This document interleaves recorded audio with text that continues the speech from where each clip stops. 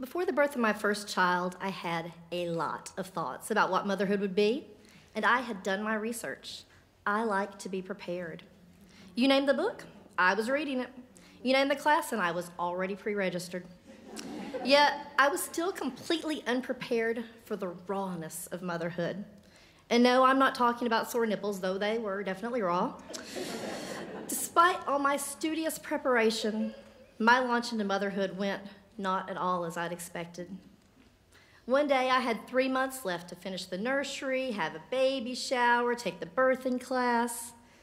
The next day, a searing headache and blood pressure in stroke range landed me on a labor and delivery bed, desperately trying to keep my son from being born. We were at 28 weeks. I was not prepared. When he was born at 31 weeks and 1 day, it was 15 hours before I got to see or hold him. They rolled me in to meet him and placed his tiny 2-pound body in my arms, and the fierceness of what I felt for him literally took my breath away. Even though he weighed just about as much as a small bottle of Coke, it felt like a boulder had been dropped on me. I was terrified I would hold him too tight or move the tubes, helping him breathe just the wrong way.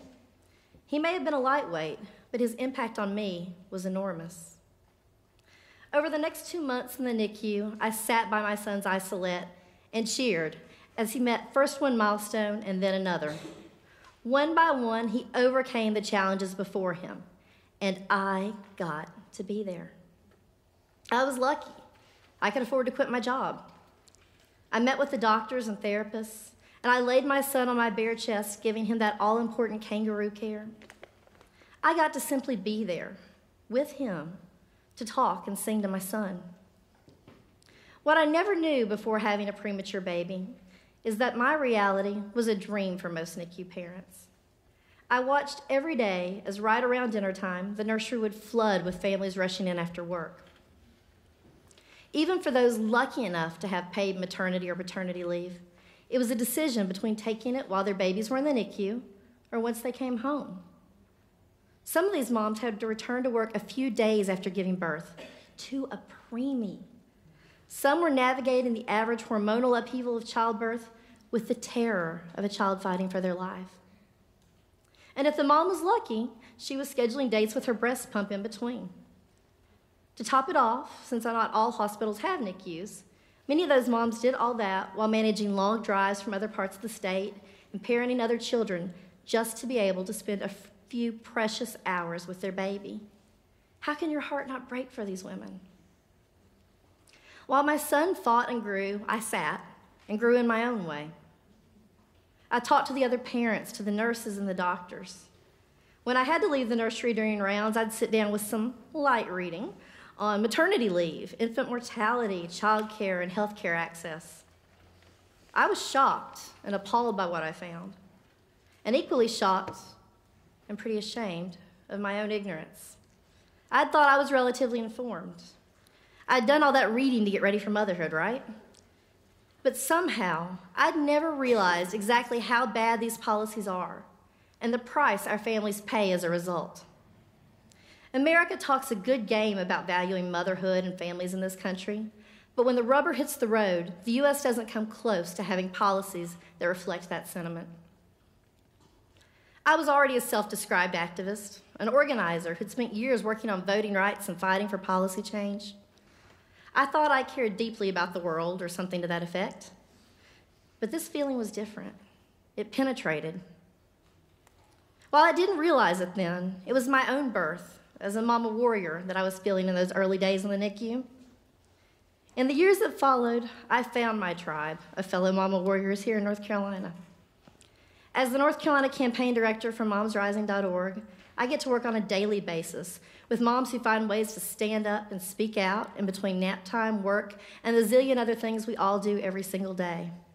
It's amazing, inspiring, invigorating, and exhausting. Have you ever cleaned goldfish off a state senator's rug? I have. Or rolled up your pants to wade into the fountains at the North Carolina General Assembly to retrieve a much-loved Hot Wheel? It was one for our baby book. In addition to the usual park play dates, my children have marched in superhero parades to senators' offices, delivered little wooden trains to state legislators to ask for pre-K funding. They've boogied in a dance party to support marriage equality.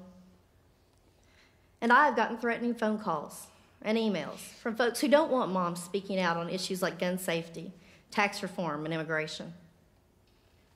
Sometimes I'm scared. Sometimes I worry that there might be repercussions for me or my family. I've stayed awake many nights worrying that my activism might put my family in harm's way. I've struggled knowing speaking out has meant losing friends and has most certainly led to some uncomfortable conversations. But anytime I've been too scared or tired or burnt out and felt like stopping, I've realized that the hypocrisy I would feel then would be so much worse. I teach my kids to look for ways to be part of the solution and not the problem. I tell them to tell the truth even when it's painful. And above all, I tell them to look out for each other. How can I teach them those things if I'm not willing to keep going, especially when it's hard? Almost 10 years after I first held my son, the rawness still hasn't gone away. I kind of hope it never does. Because it's that rawness, that fierceness of motherly love in women all over the world that I'm betting on. It's where I'm putting my faith that the pendulum will keep swinging towards justice and that together we will build a better future for all of our kids. So let the media have their mommy wars, because we know that a better future lies in the hands of the mama warriors.